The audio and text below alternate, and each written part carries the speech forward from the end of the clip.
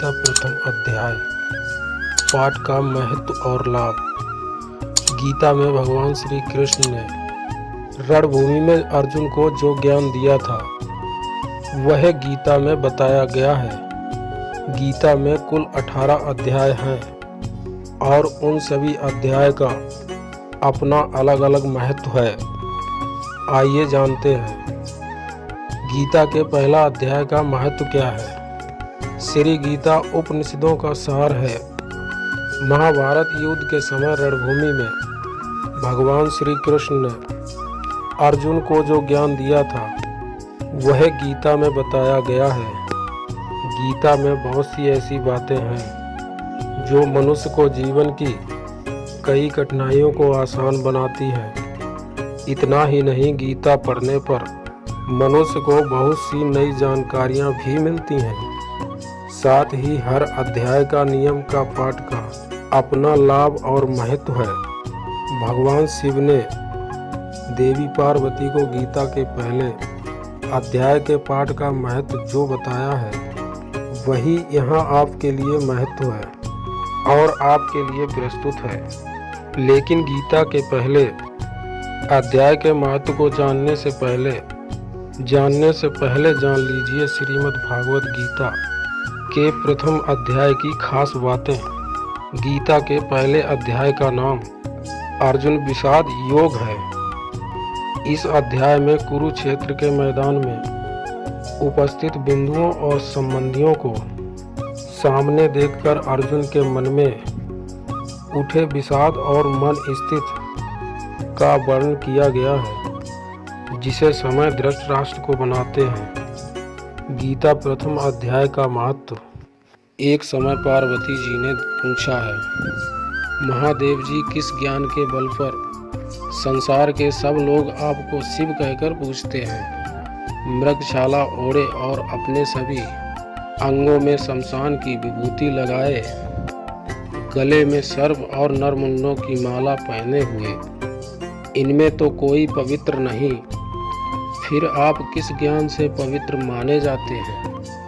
तब महादेव ने उत्तर दिया, हे प्रिय, सुनो, मैं गीता ज्ञान को अपने हृदय में धारण करने से पवित्र माना जाता हूँ। इस ज्ञान से मुझे बाहर के कर्म नहीं व्यापते।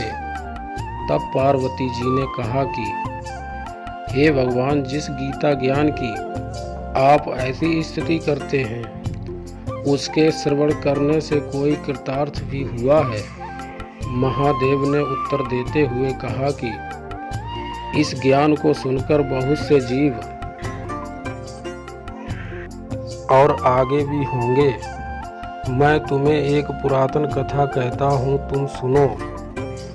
एक समय पाताल लोक में शेषनाग की साया पर श्री नारायण जी नैन मूंद कर आनंद में मगन थे।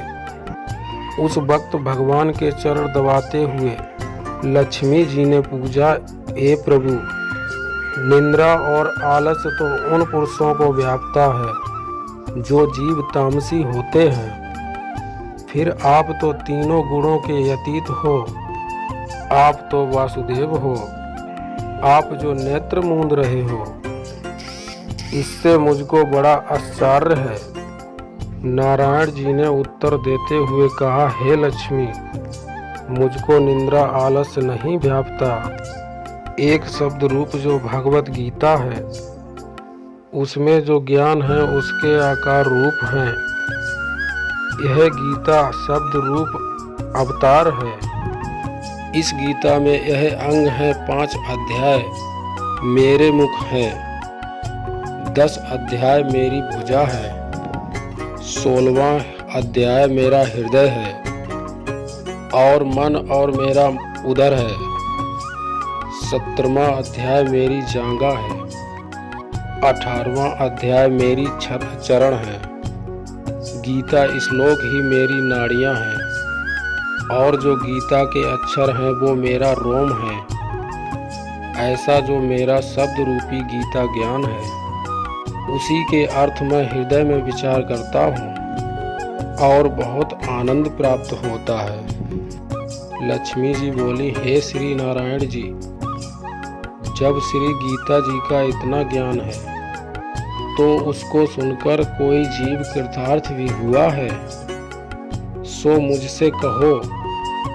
तब श्री नारायण ने कहा, हे लक्ष्मी, गीता ज्ञान को सुनकर बहुत से जीव कृतार्थ हुए हैं, सो तुम श्रवण करो। एक व्यक्ति था जो चांडालों के काम करता था और तेल नमक का व्यापार करता था। उसने एक बकरी पाली। एक दिन वह बकरी चराने के लिए वन में गया और वृक्ष से पत्ते तोड़ने लगा। वहां उसे एक सांप ने डस लिया, जिससे वह तुरंत मर गया। मरने के बाद उसने बहुत से नरक भोगे और उसका जन्म फिर एक बैल के रूप में हुआ। उस बैल को एक भिक्षुक ने खरीद लिया। वह भिक्षुक सारे दिन उस पर चढ़कर मांगता फिरे। जो कुछ भिक्षा मांगकर लाता, वह उसे अपने परिवार के साथ मिलकर खाता और वो बैल उसके द्वार पर सारी रात खड़ा रहता। उसके खाने पीने का भी कोई ख्याल नहीं करता था और सुबह बैल पर चढ़कर फिर मांगने निकल जाता। जब बहुत दिन हो गए तो बैल भूख से गिर गया, लेकिन उसके प्राण नहीं निकले। नगर के लोगों ने देखा और उस बैल को कोई तीर्थ का फल दे तो कोई व्रत का फल दे, तब भी उस बैल के प्राण नहीं छूटे। एक दिन गड़िका आई और उसने लोगों से पूछा, यह कैसी भीड़ है? तो लोगों ने कहा कि इसके प्राण नहीं निकलते, अनेक पुण्यों का फल दे रहे हैं, तो भी उसकी मुक्ति नहीं होती। तब गड़िका ने कहा कि मैंने जो कर्म किया है उसका फल मैंने इस बैल को दिया है। इतना कहते ही बैल की मुक्ति हो गई। तब बैल ने एक ब्राह्मण के घर में जन्म लिया। पिता ने उसका नाम सुश्रमा रखा। उसके पिता ने उसे पढ़ाया लिखाया। उसको अपने पिछले जन्म की सुध थी। उसने एक दिन अपने मन में विचार किया, जिस गड़िका ने मुझे बैल की योनि से छुड़ाया, उसका दर्शन करूं। विप्र चलते चलते गड़िका के घर गया और कहा, आप मुझे पहचानती हैं? गड़िका ने कहा, मैं नहीं जानती, तुम कौन हो? तब उसने कहा, मैं वही बैल हूँ जिसको आपने अपने पुण्य दिए थे। तब मैं बैल की योनि से छूटा था। अब मैं विप्र के घर जन्मा हूँ। आप अपना पुण्य बताइए। गड़िका ने कहा, मैंने अपने जाने पुण्य नहीं किए, परंतु मेरे घर एक होता है, वह रोज सवेरे कुछ पढ़ता है। मैं उसका वाक्य सुनती हूँ। उस पुण्य का फल मैंने तुम्हें दे दिया। तब विप्र ने तोते से पूछा कि तू सवेरे क्या पढ़ता है? तोते ने कहा, मैं पिछले जन्म विप्र का पुत्र था। मेरे पिता ने मुझे गीता के पहले अध्याय का पाठ सुनाया करते थे। एक दिन मैंने गुरु से कहा कि मुझको आपने क्या पढ़ाया है? तब गुरु जी ने मुझे श्राप दिया कि तू तोता बन जा। उसके बाद से मैं तोता बन गया। एक दिन बहेलिया मुझे पकड़ ले आया और एक विप्र ने मुझे मोल ले लिया। वह विप्र भी अपने पुत्र को गीता का पाठ सिखाया करता था। तब मैंने भी यह पाठ सीख लिया। उसी दिन विप्र के घर में चोर घुस आए। उन्हें धन तो प्राप्त नहीं हुआ, लेकिन वह मेरा पिंजड़ा उठा लाए। उनकी यह गड़िका मित्र थी। वह मुझे उसके पास से ले आए। सो मैं नेत्र पहले अध्याय का गीता जी के पाठ करता हूँ, जिसे यह गड़िका सुनती है, पर इस गड़िका को समझ में नहीं आती। जो मैं पढ़ता हूँ वही इस गड़िका ने तेरे निमित्त दिया था। वह श्री गीता जी के पहले अध्याय का फल था।